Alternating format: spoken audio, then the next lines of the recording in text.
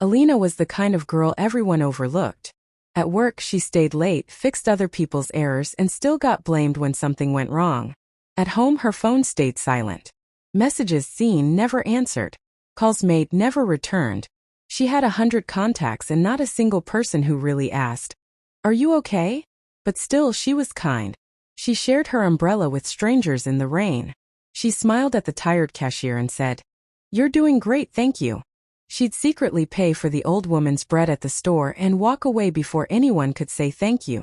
And every night when no one could see, she cried into her pillow whispering, "Does anyone ever see me? Does anyone even care?" What she never knew was that someone was watching. Not a stalker. Not a secret admirer. A quiet, tired security guard named Yusuf. He worked the night shift in the building next to hers, watching grainy screens that showed people who never knew the cameras were there. Most days it was boring. People rushing, faces blurred, hearts hidden. But Alina was different. He saw her hold the elevator for a man who didn't even say thank you.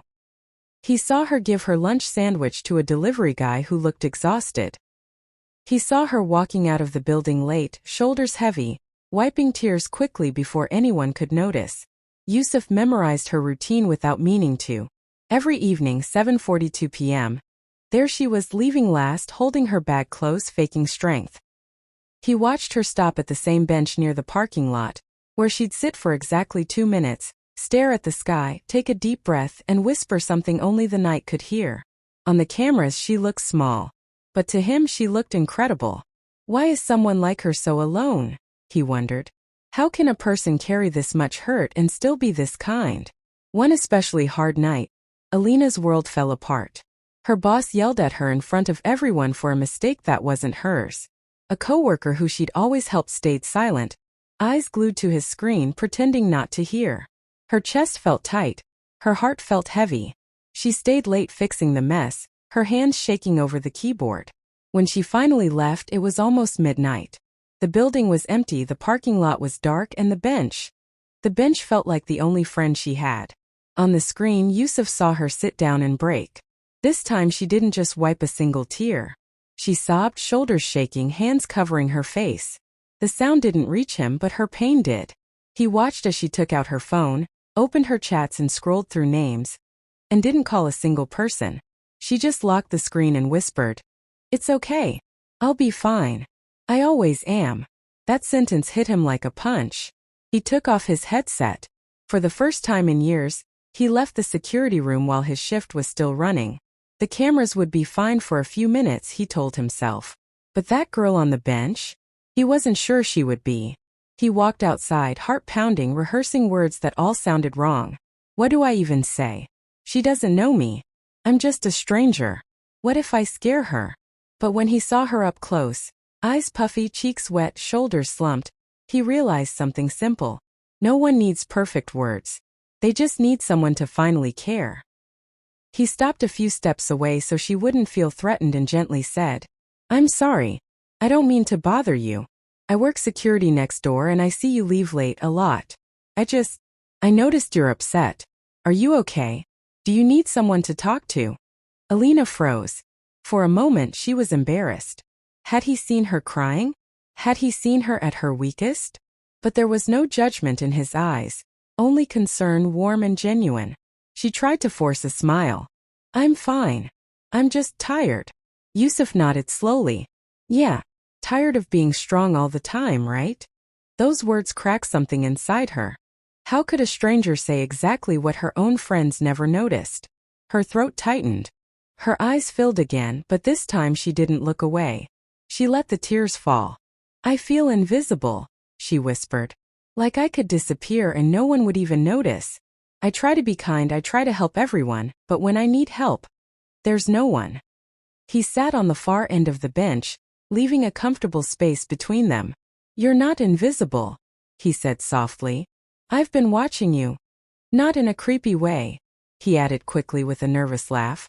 "I work with the security cameras, and I've seen you. You give your food away, you help strangers, you stay late to fix others' mistakes. You think no one sees your heart, but I do. I see it every day." Her eyes widened. "The cameras," she whispered, half shy, half shocked. "You saw all that?" He nodded. I see people all day. Most are in a rush, rude, angry, selfish. But you're different. You're tired, but you're still kind. You're hurting, but you're still gentle. You are exactly the kind of person this world needs more of. And I couldn't handle watching you cry one more night and do nothing. Silence hung between them, but it wasn't heavy anymore. It felt full like air right before rain. For the first time in a long time, Alina didn't feel alone. Someone had seen her without her asking. Someone had noticed her without her begging. Someone had watched her heart. And cared. She laughed weakly through her tears. You must think I'm pathetic. I think you're brave, he said. Do you know how strong you have to be to keep loving people who don't always love you back? Her lips trembled. No one had ever called her brave. They talked for a few minutes. About work. About life.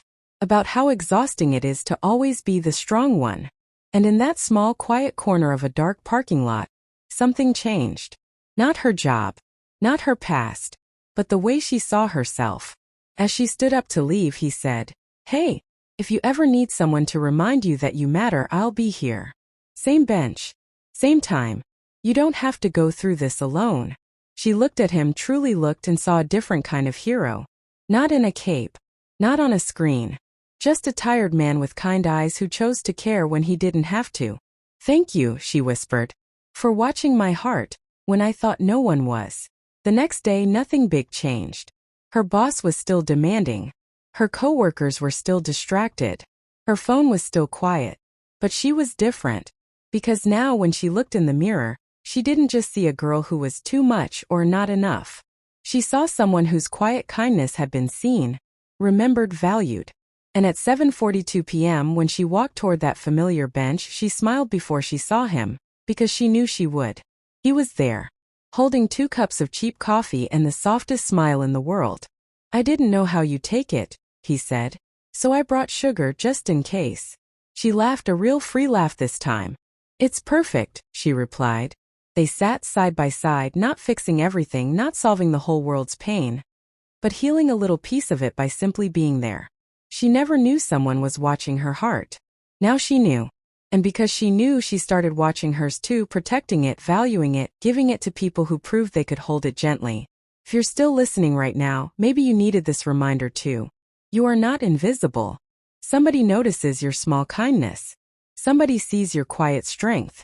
And even if you don't know it yet, someone is grateful that a heart like yours exists.